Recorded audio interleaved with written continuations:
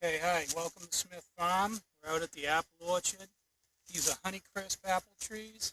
They're about 6 years old. They will have a crop of apples this year, noted by the nice big fruit buds you see on the tips of these branches. This variety has a tendency to overcrop, which allows it to fruit every other year, which causes it to fruit every other year. So one of the things we do to prevent that is thinning some of the branches off to help thin the crop. So we got a nice looking tree right here, and there's a few things I want to go over with you. I use the lopping shears here for the larger branches.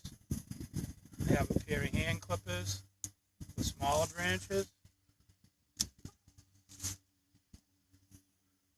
I have a little pocket saw, which I'll show you in a minute, is used for larger branches. And I have a long pole handle for the tops of the trees. And as you can see, the top of this tree was broken due to too much weight on the top.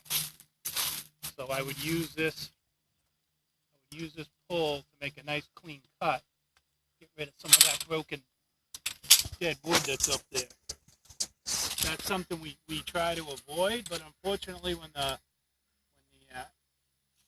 apples get large in the top of the tree, there's too much weight, it's kind of a weak branch, and we see a lot of broken tops.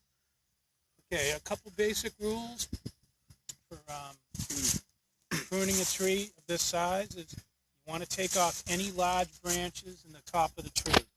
So here's a couple good examples.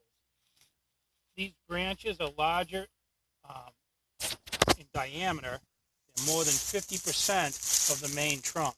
So that would be a branch to take off. And when we do that, we try to make an angle cut. And this isn't typically how you would prune a branch. You would prune it nice and flush. But by making this bevel cut, it will allow a new branch. There's usually a leaf bud underneath this bark here. It would allow a new branch to form. It works about 50% of the time, not always. And I'm going to do the same with this one. I'm going to get rid of 2 branches right there. Typically, we want to prune about 3 branches off the tree, 4 at the most. We don't want to go much more than that. I have one more branch that I selected to cut here. It's also another large branch, but it's down in the lower part of the tree. Even though it will have a lot of nice apples on it, you have to be willing to make a sacrifice.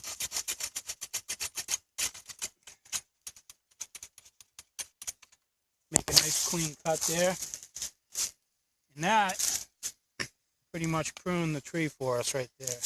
Now, lots of times we'll finish by making some thinning cuts like I was talking earlier. All these fruit buds are going to produce too many apples for this branch. So the first thing you do is you remove any Ys, or they call them forks. They say forks belong on the dinner table, not in the orchard. So we're going to remove forks like that. And like this one here, you got a choice. That's a Y. Take the top or the bottom. I'm going to take the bottom and leave the thicker, stronger branch, which will come down with the weight of the fruit. And that is pretty much it for this tree. I guess there's another fork right there. Get rid of that. Get rid of that one. And that would be the end of that tree. And this is what you need to do. If you like to grow fruit in your home, we have trees for sale at the farm stand, these same varieties and many others. And this is an annual thing we do when the trees are dormant. Usually between February and April. It's April 11th right now, so we're just about finished with our pruning for the year. So good luck and happy fruit growing.